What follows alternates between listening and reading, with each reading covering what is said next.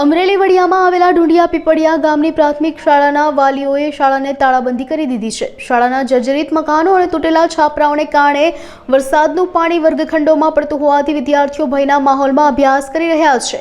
થોડા સમય પહેલા રાજસ્થાનવાડી ગામની શાળામાં બનેલી દુર્ઘટનાનું પુનરાવર્તન ન થાય તે માટે વાલીઓએ આ પગલું ભર્યું છે। વાલીઓએ એક દિવસ માટે પોતાના બાળકોને ઘરે લઈ જઈને શાળાને તાળાબંધી કરી દીધી છે। તેમનો આક્ષેપ છે કે શાળાના જર્જરિત ઓરડાઓમાં કિંમતી સરસામાન પણ પલળી રહ્યો છે। આ ઉપરાંત કેટલાક વિષયોમાં શિક્ષકોના અભાવે વિદ્યાર્થીઓને ભણવામાં મુશ્કેલી પડી રહી હોવાથી પણ વાલીઓમાં રોષ જોવા મળી રહ્યો છે। જો આગામી દિવસોમાં તંત્ર દ્વારા કોઈ નક્કર પગલાં ભરવામાં નહીં આવે તો ધરણા સહિતના આંદોલનો કરવાની પણ વાલીઓએ ચીમકી ઉચ્ચારી છે।